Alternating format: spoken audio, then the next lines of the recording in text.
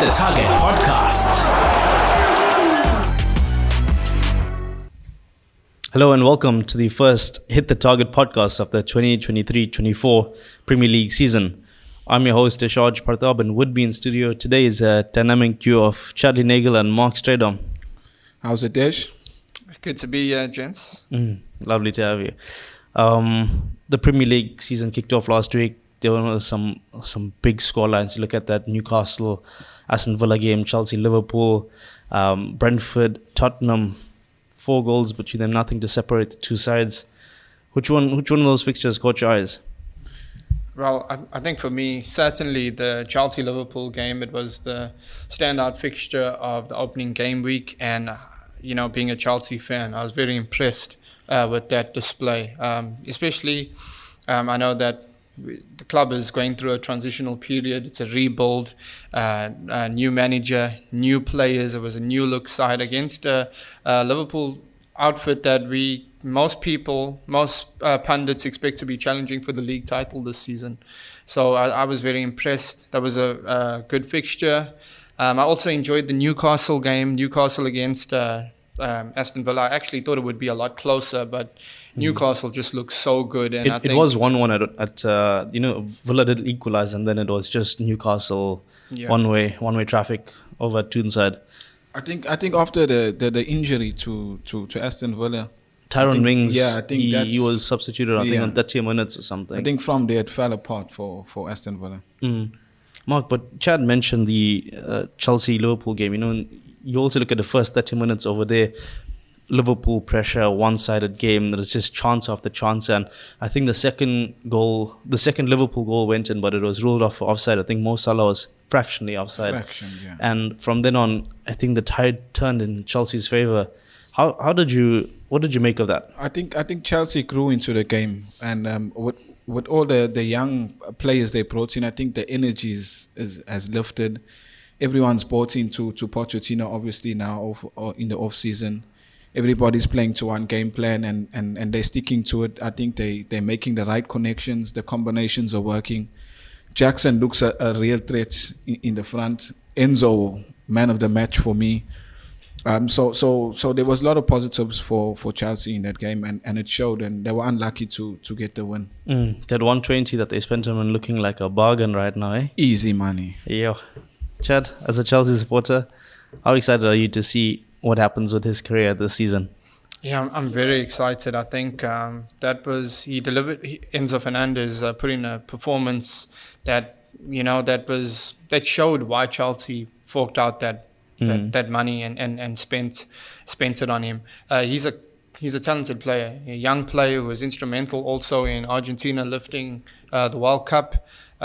Just at such a young age, he looks very polished. He showed his qualities, and I think it's been such a good week for Chelsea. Also bringing Moises Caicedo and Romeo Lavia as well. So I think Enzo has. I think last season he just lacked. Just a good player to play alongside him. Just someone as equally energetic, able to make those bursting runs, have a good link-up connection. And I think we probably will see, and we most definitely will see a much improved Enzo Fernandez, the polished version of Enzo Fernandez this season, especially playing alongside such a top player like Moises Caicedo. From what I saw, it wasn't just those long busting runs. Even when he was in the middle of the park, like towards the center circle, he would just turn a defender or one of the Liverpool midfielders so easily. I think at one stage he shimmied 2 and he just played it back to his defender, retained the ball, maybe given his team a bit of composure when they needed it, and he just did it so effortlessly. Look, he was just gliding through the lines, and I don't know if you agree with me, Mark, but that was like... I definitely agree. I think he played in the right position that game, a little bit more forward than he played last season, where he was shielding the back four. He was too deep, so he couldn't play the game that he played against Liverpool. Now bringing Caicedo and Lavia, I think he'll have that freedom to push forward where he can produce those games more in the season where Chelsea can benefit. Yeah, well, he definitely showed his class over there. And Yeah, for you know, sure.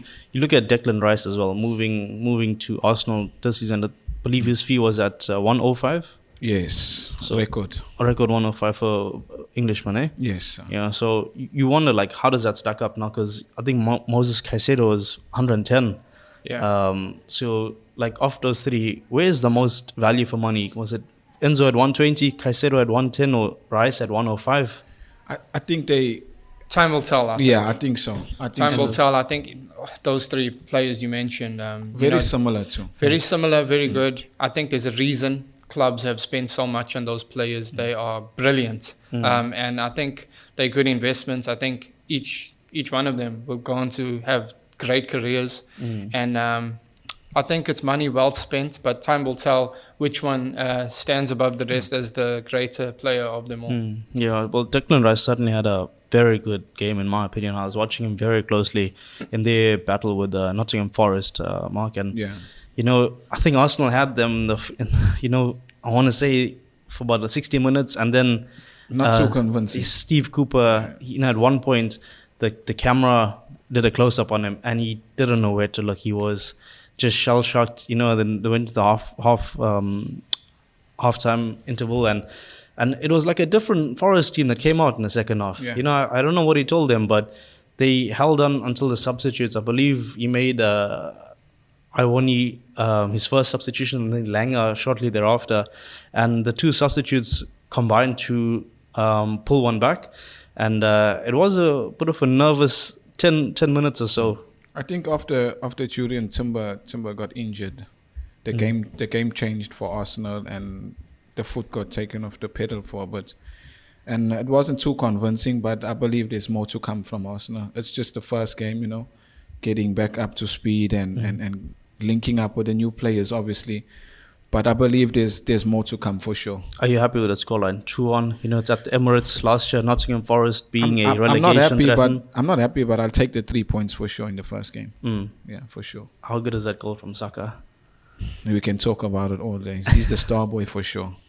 For sure. I see. And Martinelli as well. Must be quite optimistic. The names can keep on going. Declan Rice. I can go the whole day, but I don't want to do that and make my colleague upset. Yeah. But Arsenal, there's more to come for sure. Look, in all fairness, we did chat about Chelsea and now Arsenal, but you mentioned not convincing performances, and I want to talk about the United Wolves game because that 1-0 over there to United, I feel the result was not a true reflection. I think so. I think Wolves came out to play very well. That striker Matthias Cunha. Yeah. He was great. He made some good runs through the center. He bullied Casemiro and Martinez at the same time for the one run and unlucky to score. But they played well. United too, also not too convincing, but it's still early days and there's definitely more to come. It was definitely a howler. I mean, you look at Wolves travelling to Old Trafford and conjuring up 23 shot in Gary O'Neill's, I think, first game in charge of them because, Julian Lopetegui was the manager who took them for the preseason, who probably had his transfer targets and now he has parted ways with Wolves. Gary O'Neill comes in 23 shots in his first game. What do you make of that? Yeah, look at just looking at the opening game week, the fixtures are for that opening game week. In the betting, United were 4-10 against Wolves. That caught my eye as I didn't feel like there were many bankers or top bets from the Premier League or certainties, as we like to say, although nothing's certain in football. But looking at United against Wolves, I actually thought, they were nailed on to win, and I think they would have done, and I expected them to do so in dominant fashion. Yeah. At the end, they got the 3 points, but they were lucky. I was quite impressed with Wolves. A very spirited performance. They were just they had United against the ropes. They were just wave after wave, attack after attack. They were just coming in numbers. Their pressing was good. They were good on the ball. They were good off the ball. They worked hard to get it when they didn't have it, and they showed their quality. And unfortunately, they didn't.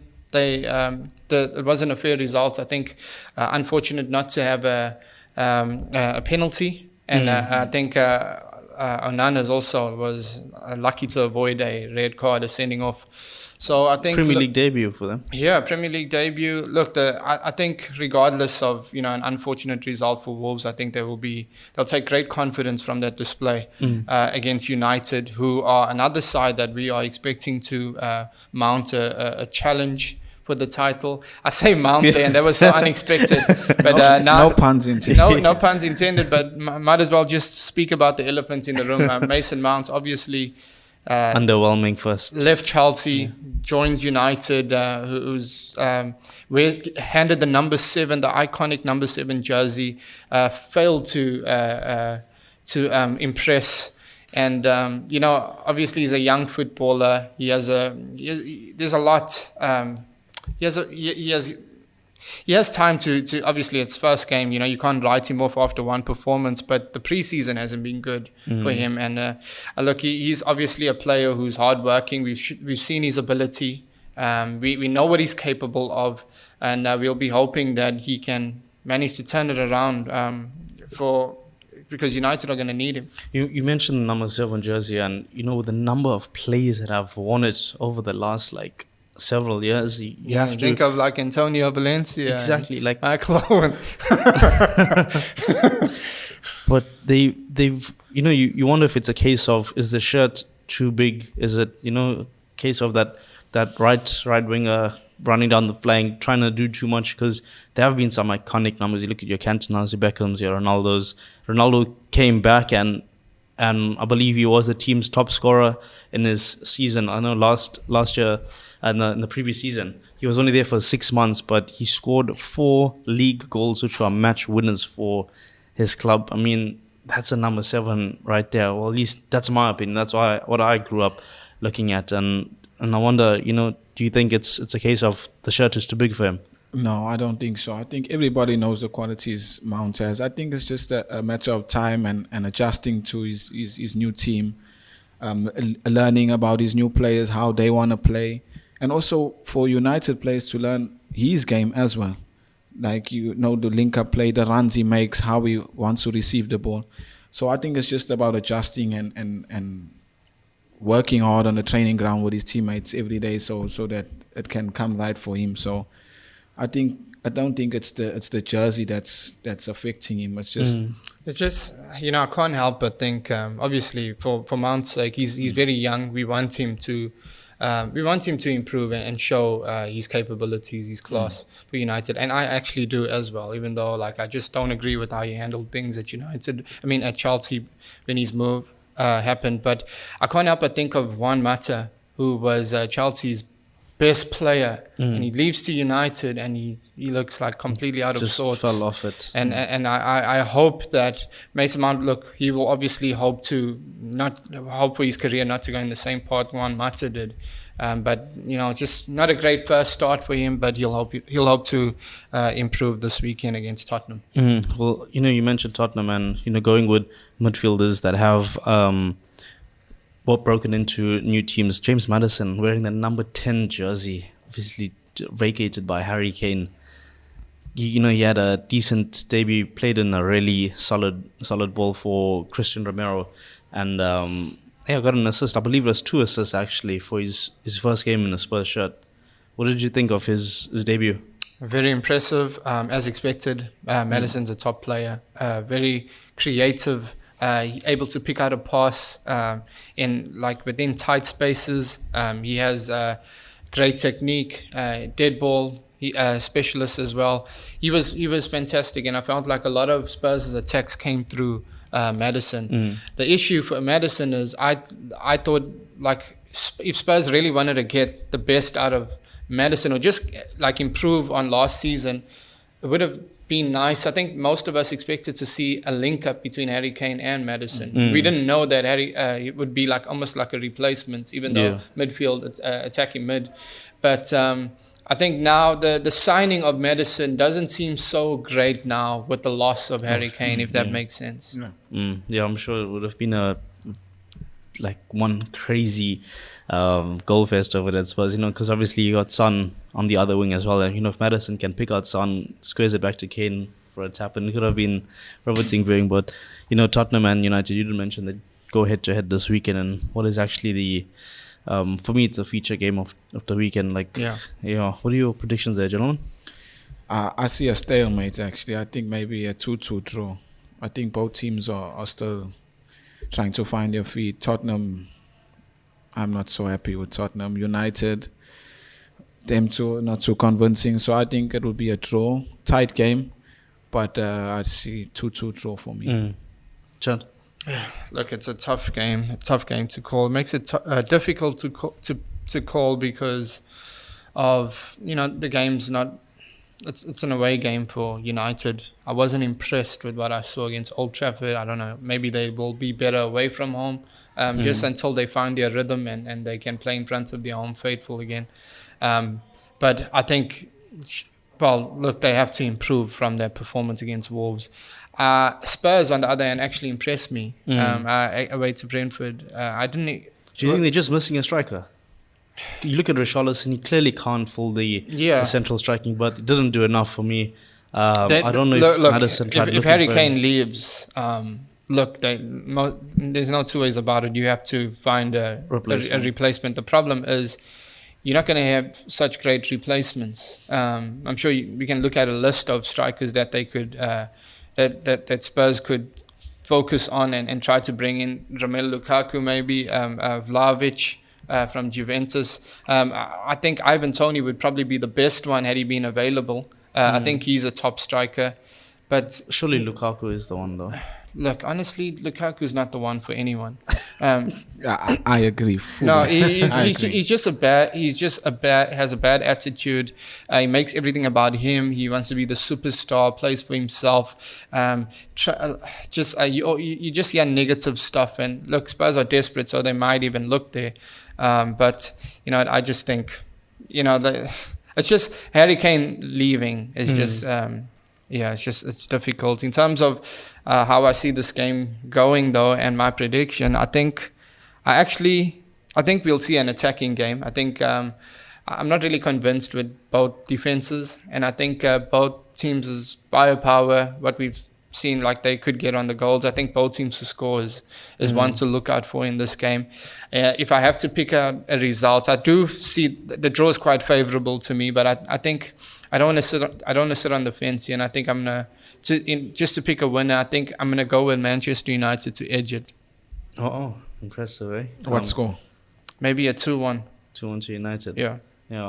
For me, I agree with what you said about Spurs being very impressive last week. It is away to Brentford. Tough place. Exactly, the G-Tech, it's put of a fortress. I believe this year. Only Man City had conceded fewer league goals at home than Brentford did. So, to put two against them without the likes of Harry Kane, who's your top scorer, I think 30 league goals in 38 league games last season, just goes to show. But I think Spurs get something from this. I don't think it's I can't see a United win. I actually think it's going to be a draw, maybe 2-2 again. That's the rest of it. But does that Rasmus Højlund play? No, I don't think he's fit. Yeah, he's still. I'm not sure. He's still. The last I heard, he's got some back injury, and then he's doing individual rehab. But Spurs, United got their man. If you look at as far as strikers go, they wanted Højlund, they got him, and they've tied him down to a long-term deal. They bought him with an injury, which shows you that they really wanted him. I'm sure Tottenham, for me, El Nasseri also looked very dangerous against Man City in that Super Cup. So I wonder if Daniel Levy is looking at him. Speaking of Man City, they've also got a bumper fixture against Newcastle at home to Eddie Howe's Toon Army, who just hit Aston Villa for 5. What a fixture! It's gonna be a strong fixture. Yeah. With the Club World Cup still on the horizon for Man City, they still can add another trophy to their list. But sure, with the injury to De Bruyne, do you think that impacts this fixture? I think it does. I think Kevin De Bruyne is a massive loss. The fact that he will be out for around about 3 or 4 months is a huge blow to Man City's title aspirations. And I think that no one wants to see a player get injured. But I think the rivals who might be looking at a chance of taking the title out of City's clutches, I think might be very optimistic. They'll be fancying their chances of Kevin De Bruyne's out. This is a huge blow, cutting off the supply from Haaland. Now we know Haaland is going to score regardless, but I just feel like against Newcastle, these big games, and Newcastle have been a big team, especially from last season. They showed how dangerous they can be in their opening fixture against Villa. And they've reinforced. To hit a Unai Emery side like that is just very impressive. So I think, you're going to need your big players in these types of games. And I think the loss of Kevin De Bruyne, it may prove to be costly. I think the one good thing for City is the fact that they will be playing at the Etihad. So they'll dominate position. They'll dominate the play. They should create goal scoring opportunities through the likes of Jack Grealish, Bernardo Silva. So, they aren't short of quality, but Kevin De Bruyne is a massive loss, and it's a huge blow to their chances. But don't write off Newcastle, because they also added to the squad with Tonali too. With Tonali and that Brazilian midfielder, Bruno Gomes. I think that midfield is quite strong. So they could maybe on the day, if they can control proceedings, and they can also with Isak attacking the line too as well. Yeah. I think it's going to be a good watch. Yeah, and look at you just have to look at City's fixture against that Super Cup game against Sevilla. Sevilla really went for the jugular. They went and attacked City. I think Newcastle played the same way, because we know Newcastle are fearless. Anyhow, that's just how he sets his team up to play. We know that regardless of whether it's at the Etihad or St. James's Park, Newcastle are going to play to win. I don't think they'd be as calm in possession as you would expect them to be at the Etihad, because this is the second second league fixture for them. But Newcastle team is full of energy.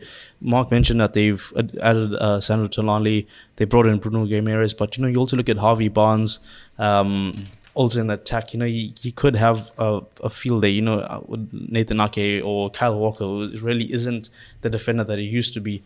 It is who are we to say that De Bruyne can't be replaced by Bernardo Silva or Phil Foden, who can easily slot in over there. So it could be riveting viewing for as a neutral. I certainly to pick a winner for this one.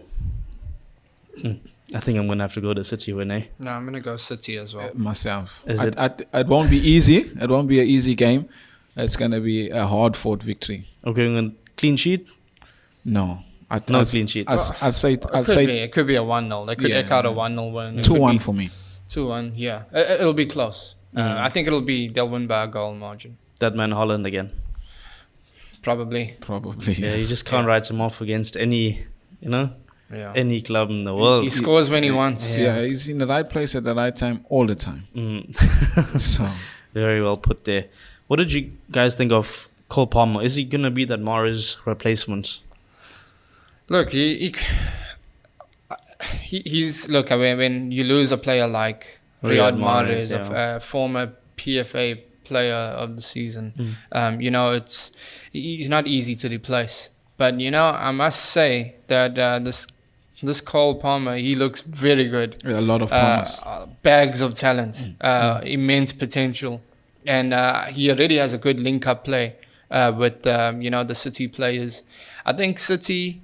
They look good. I think Kovacic is another player. I know you asked me about Palmer, but I think just the players that they've brought in, it just seems like it's going to click all together. And I think that's just one of the many brilliant things about Pep Guardiola. Whenever he makes a signing, like or a new player coming in, an academy player, or whether it's a new signing, they just seem to gel with the team. It's always a good, perfect fit.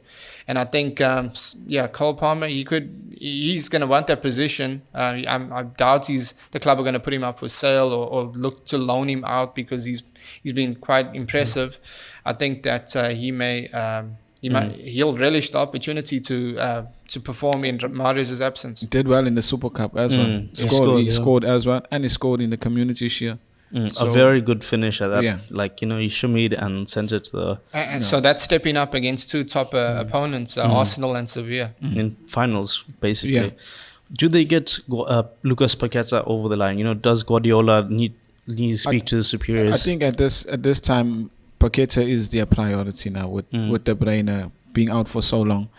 And they're also looking at Jeremy Doku, the Belgian, to add to the squad. Yeah. So I think Pep Guardiola will put pressure on the powers that be to bring Paqueta in to fill that gap, because he's the creative player. Like Kovacic, he's a good carrier of the ball. He breaks up play. So having Paqueta there will just add another dimension to their game going forward, with the likes of Haaland always ready to go. So I think Paqueta could be done by this time next week. No. If they push, maybe it could get done. But West Ham, on the other hand, look, Paqueta may even be in Man City colours this weekend. You never know. That's just how they, City are really going for him. Yeah. And I expect. I mean, very rarely do we see Man City going for a player not get the player. I think Reece James was like the one in like the last couple of years where we've seen that. So I think. I think those players will be added to Manchester City's squad. Speaking of West Ham, they are in action against Chelsea, a good old-fashioned London derby on our hands. Yeah. Chelsea have won the battle for Caicedo. Even though they've lost in Nkunku, they are looking like the real deal. If I do say so myself. And you look at this London derby, like first fixture against Liverpool, second one away to the London Stadium. Easy pickings, easy 3 points? No, I think we can never say. I think the next weekend when they host Luton, that's easy 3 points. But I think against against West Ham, I think we have to be respectful, and they may have lost a top player in Declan Rice, a leader, and yes, it's a blow. And if they lose Paqueta as well, that's certainly gonna. That's West Ham gone. Well, look, the window is still open. There's still time to rectify it. West Ham weren't convincing last season. I believe they finished 16th or 15th, avoiding the drop. But I do expect a tough game, Desh. But I do think Chelsea, from what we've seen, from what we witnessed against Liverpool, we know that they'll be hungry. The team is young, exciting, energetic, hungry. There's a desire to be at the club and play for the badge. There's a real willingness to put in a shift in, tireless effort. There's a team spirit. Everyone looks united. There's unity. There's Pochettino who has a point to prove. But obviously having gone so far with Tottenham, but not getting them over the line in terms of winning a trophy. So there's a lot of that going for Chelsea right now. I'm expecting a very positive season. And I think Chelsea, with the quality that we've just brought in, adding to what we've already seen, Romeo Lavia could come in this weekend, Moises Caicedo as well. I think Chelsea will definitely win the midfield battle. We just spoke of Enzo Fernandez at the start of the podcast. I think the midfield battle is key in this fixture, and I think we win the midfield battle, and ultimately Jackson gets a couple, I think. Gets a couple. You speak of Pochettino at the helm, and he knows a thing or two about London derbies. Mark, you disagree with Chad's sentiments? No, I agree. And with the inclusion of Caicedo, I think Chelsea potentially could have the best midfield duo in the league right now, with Enzo and Caicedo. Yeah. If Lavia comes in, I think that's total control. Is that a backup option, or because surely you can't fit all three of them in the lineup? You can play a 4-3-3. You can play a 4-3-3 and dominate the ball with those three players, because there's bags of energy, creativity, Lavia got legs, he's got passes. Caicedo, he almost looks like he has the same game as Kante. So Enzo, we all know what Enzo can deliver. So it will be a tough game, but I think Chelsea, the way they're playing now and performing, I think they win this one. Interesting. Yeah, well, it's going to be, if I was a West Ham fan, I'd be very scared to see both Paqueta and Declan Rice leaving the same window, even though it would be 200 million up on the balance sheet, and it has been reinvested. You look at players like Walt Prowse coming in. I believe Jesse Lingard has been training with the Hammers. Yet to see whether he puts pen to paper there. But they've just lost so many players. Edson Alvarez, I would say he could be. I don't know if he's going to go into the starting lineup this weekend, but he could be used now and again. Yeah, for sure. I think he's not a bad player. I think he will start. I think he will start. I think they need him. Yeah. I think they need him. But who do you replace if Paqueta goes? Do you get players who can match that quality now in the market? It would have to be Lingard. I mean, hopefully he can. Sure. That's a downgrade for me. Yeah, that's a downgrade for Lingard. Yeah. If you look at his lockdown form, that's what I'm basing my assumptions on, you know. But they're leaving it late, which means the Paqueta price tag could just go even. Do you expect a City to get them, man? Paqueta? I don't think so, DSL. You think because having lost, Rice. sold Rice, they're in a good position financially? They're not under pressure to sell. West Ham are a selling club, don't get me wrong. Look, Fabrizio Romano said this is a difficult deal to do. Yeah, but I think with the player already agreeing personal terms, the head turns. I think his head is already going somewhere else. I don't think his performances might drop a bit. He'll stay professional and continue, but his mind is elsewhere now. With Pep planting that in his mind that he wants him, so obviously any player would want to play for the champions now. Yeah. At the same time, though, like West Ham have been in this position for a long time, for the longest time. How long have they held on to Declan Rice? There was always interest. West Ham played hardball, and the owners stuck to their guns, and they refused to sell. They sold at the right time, and while the player's contract was coming to an end. Yeah. So I did think City would get there, man, and I'm still leaning towards that, but. You have to. I have to agree with you, Desh. It could be a transfer deadline day signing. It might not be done this soon. Maybe it'll take some time. Yeah, because West Ham do need to fill in somebody. They also released Manuel Lanzini, who has been with the Hammers. Premier League proven. And it's just going to be with European football as well. Yeah, I think if they find the right replacements, they could put a hefty price tag on Paqueta. Yeah, I think McTominay and Maguire were heavily linked to the move, and both those deals seem to have just fallen off the transfer list. I think Ten Hag came out and said that if they lose Maguire now, there's not enough time to replace him. But it's crazy. So I thought those two moves have basically fallen through the cracks, and you wonder up front, is it going to be the Jared Bowen show again? But certainly at the London Stadium, we'll see what happens this weekend. Staying with fixtures on Sunday, Crystal Palace take on Arsenal, another London derby. Easy 3 points, I 6 points for me. 6 points. No, I'm joking. Look, there's no easy game in the Premier League, and not even Luton. Give the new boys a chance. But Crystal Palace also lost a few key players. Zaha has left, and I think Chelsea are closing in on Michael Olise. Yeah. So those are two key players from their part. But I think Arsenal are going there to improve from the previous game and win this game hands down. And Doucouré, Liverpool are heavily linked with him. Interested in him having missed out on their targets. They need to. They are getting an Endo. Is it the Endo or is it the Endo? They are getting an Endo kind of player. So I feel for Klopp now at the moment. I really do, because both these targets rejected him. Imagine wanting Caicedo and Lavia and Endo rocks up on your door. Disappointing. Yeah. So I think Arsenal get it over the line and they get the 3 points for sure. Chad, bank of the weekend? I think so. Arsenal just they should prove too strong for Palace, who are missing some players. I think Olise, even if he was still there, was injured anyway. Doucouré, I mean, you linked with Liverpool, your head's probably going to be turning. You're probably going to be in the manager's office asking, to be sold.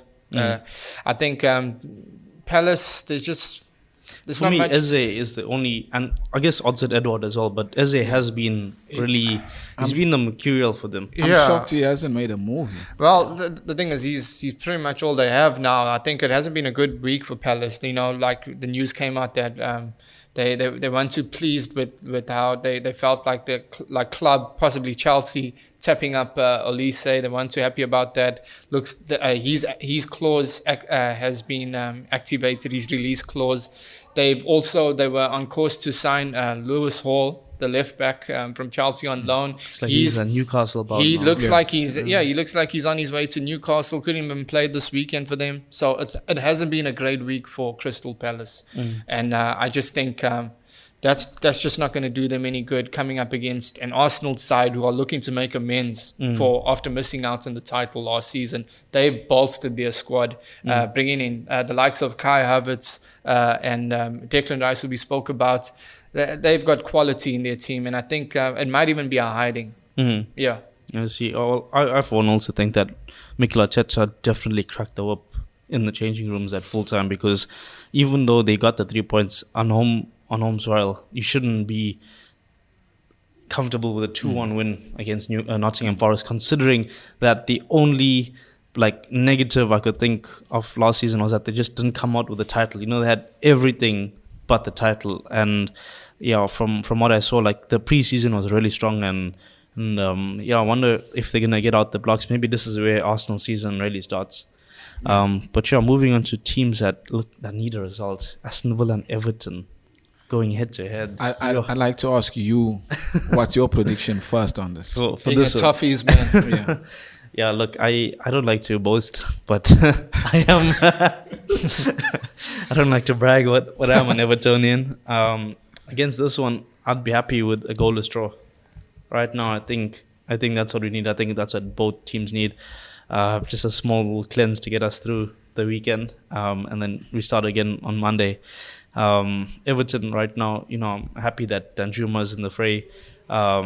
Neil Maupay, he started, he got about 60, 70 odd minutes. He did have a chance or two, and I think one of them was a bit of a sitter. You look at Doucouré, the Everton Doucouré, the opening 5 minutes, we had a golden opportunity to start our Premier League season on home soil against a Fulham team that was just promoted to the Premier League. Let's not forget, it's not a Fulham team that has been there for the last decade or so. They just came back. I thought we should have had them. Yeah. Do you think Onana stays? I think we hold on to him this season. In the future, we never know. But I think right now he's like he could be our best player, to be honest. I think Calvert-Lewin, he's the biggest name in the club, but honestly, he just doesn't play. Can't stay fit. Yeah, just doesn't play. And I would say our best player it is right now on Onana. If he leaves, we'd probably get, I would like to think, 60 plus for him. Being a Belgian international, a starter, he also chipped in with some goals last season, and I think if we get anything in the region of 60, we'd have to sell him. I don't want to, but to be honest, his career, he'd be better off he'd have greener pastures elsewhere. But yeah, in terms of Dyke Ball, I think it's gonna be a bit of a dogfight with Aston Villa this weekend. I think Villa gonna come with everything they got. Yeah. They had home soil, 5-1 humbling last weekend against a Newcastle team that's just been galvanized. But I think that they'd be the ones that need the result more. Yeah. I'm going for a goalless draw. Yeah. Aston Villa having got swept in the first game. They're gonna come with everything they got. I think they're coming with everything they got, and their new signing Diaby looks dangerous. A real threat. Yeah, he looks dangerous. He's a baller, and I think he's going to look to add another goal to his tally. Pau Torres. I was just about to mention, even though they lost Mings, they've got a Spanish international. Yeah. He's a good defender. I like the way he plays. He holds the ball up. His progressive game is also good, passing out from the back. So I think Aston Tillemans as well. Also Tillemans pass off the ball. They've made some good signings. Yeah. Aston Villa got a good team, good coach as well. Good coach. I think it's just time. Time will come, and I think maybe even this game for Everton it could be the start. You know what I mean? Yeah. Yeah. Chad, you think it's also going the way of the Villains? I think this would be a tight game for me, but I think home ground advantage, you have to give Aston Villa the edge. They weren't so great against Newcastle. Maybe we can draw a line through it. Newcastle are really have taken their game to the next level. So they made it look so easy as well. They did, and we've mentioned we've looked at the players in Aston Villa's squad. They've also managed to keep Ollie Watkins. A lot of clubs looking for a striker, and they've kept him. So I think Villa are on course for a good season. Despite their bad start, I do think that they will have a good season. I mean, there were a lot of, if you looked at the predictions at the start of the season from the some of the pundits around the world, quite a few actually had Aston Villa being the team to surprise package of the season. I'll be the first to say I was that person. To even possibly even break into the top 6, so there's a reason, that pundits and football fanatics were so sold on Aston Villa. They're well managed, good squad, lots of talent in there. And I just think the game, probably having lost their first game, Everton, this isn't the greatest fixture to face, to have up next. But I think I'm going to give it to Aston Villa to make home advantage count. Yeah. Well, I think all three of us agree it's going to be a intense fixture. We can see Villa attacking. I'm sure Sean Dyche is, for me, he knows how to handle the team. He's played against your Man Cities, he's played against your Arsenals, your Chelsea's, Liverpool's, and he's come out with some decent results, even at United, Old Trafford. That's why I think he'd have the advantage there. But speaking of the surprise package of the season, Wolves Brighton going head to head this weekend. Oof. Very. We all know Brighton's a quality team, but Wolves surprised me against United, so I don't think it will be easy pickings for Brighton. I've got an interesting stat here for you, Mark. Gary O'Neill played in the 2018-2019 season for Bolton Wanderers, where he was the club's player of the year. That wasn't that long ago.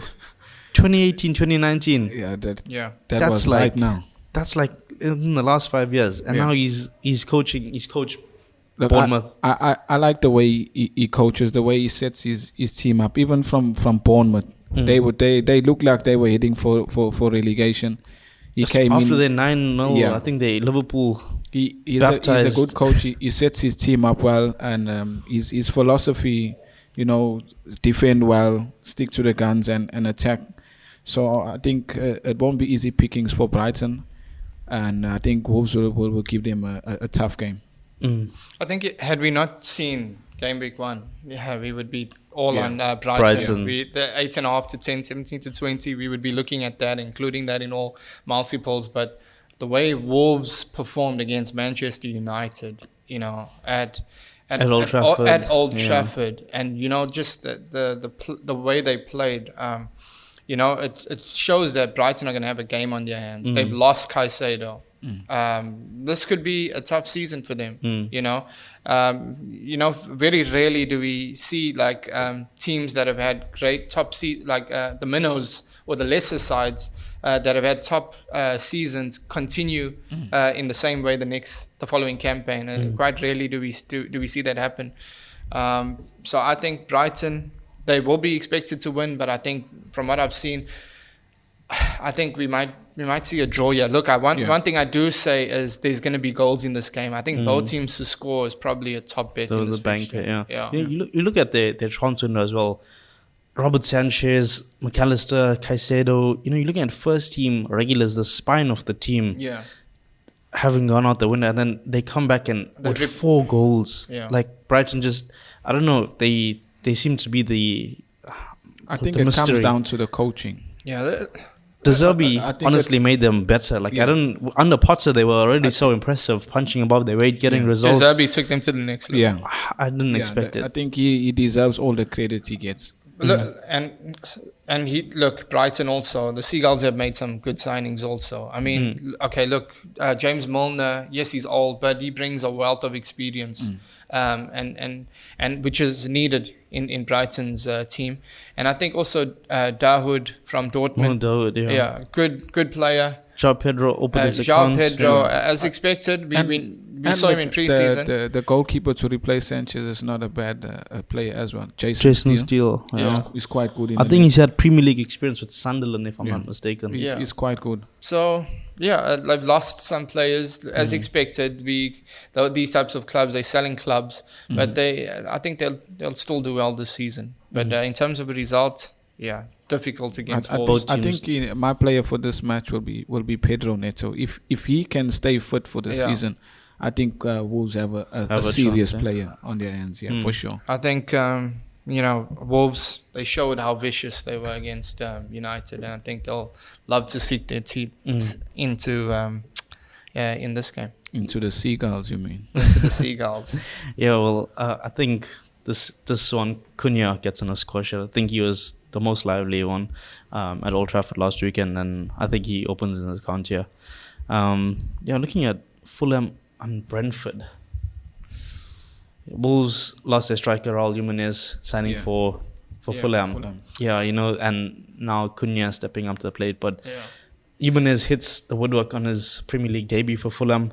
Welcomes Brentford to the cottage. Yeah, Fulham they've showed last season they tough to beat. They tough as nails, especially when they're playing at home. They've lost Mitrovic. They're in talks to sign Balogun from Arsenal, who's had a fantastic season.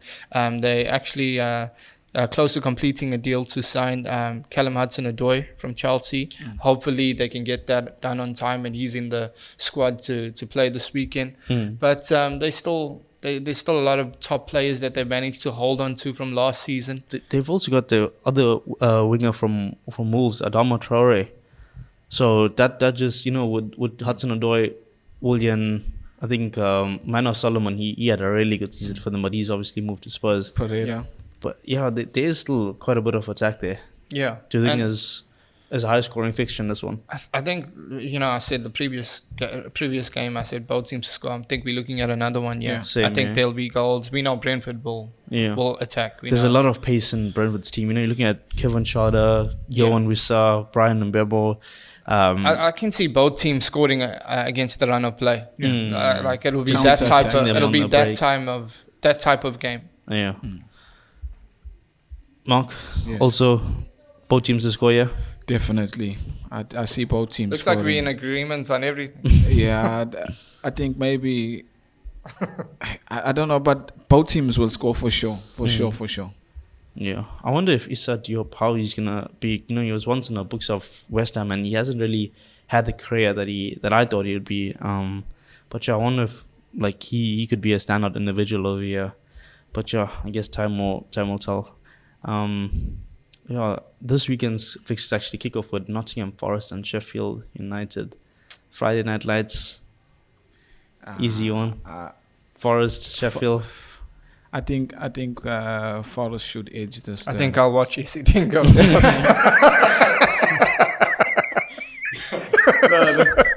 we can't disrespect the teams, you know what I mean?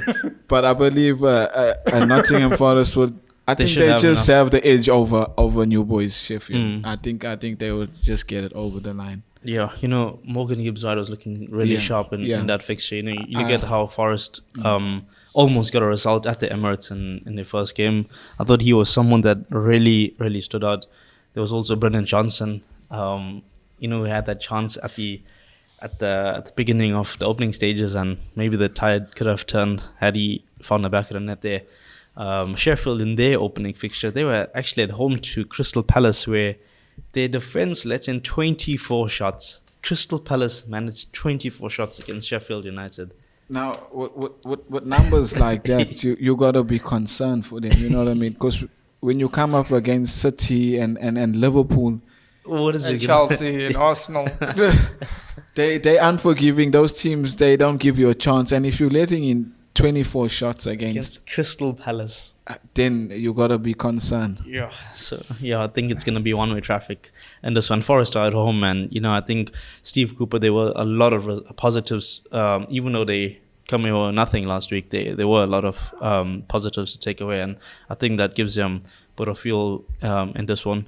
I think sorry. I'm going with a Forest win, yeah, but I guess all three of us. Well, Forest 9 to 10. I mean, the odds are surely decent, but I think I think we've been looking at games and saying both teams to score. I think this is an unders game. I think we could see under 2.5 goals. That might be something to look at. Halftime draw. I don't think both sides' front lines are so strong, and I think we could see like just a bit of a dull game for like that's not always the case on Friday night football, but I just feel like it's surely a game we expect Nottingham Forest to win, and there won't be many wins for them this season. So they'll be looking at the newcomers, Luton being another, and Whooping boys. yeah, I don't expect Sheffield to be whipping boys, but I do think that they'll get the job done, especially at home. Yeah. Okay. Well, Chad, you said unders, but looking at, we've got Liverpool, Bournemouth. I mean, that's a fixture that just has goals at Anfield. Liverpool welcome Bournemouth to Anfield. Yeah, that just brings back memories. Sure. And Endo could be in line to make his debut. You on about this in the I think Klopp is going for this one. Yeah, for sure. Well, you can't go for Caicedo or Rabiot Anymore. So he has to go for something. Yeah. Now I'm just enjoying it because we bullied them a little bit. It's nice to see. Remember this time last season, it was Barcelona who were bullying us. Remember Rafinha, Koundé, whoever we wanted, they had our number. We've done the same to Liverpool, so it's nice. Yeah. And I'm enjoying that. So enjoy your Indo while we enjoy our Caicedo. Okay. I think we're all in agreement with the Liverpool win. Gentlemen, I think that's all we have time for this week's edition of the podcast. Until next week. Come on, you Gunners. Cheers.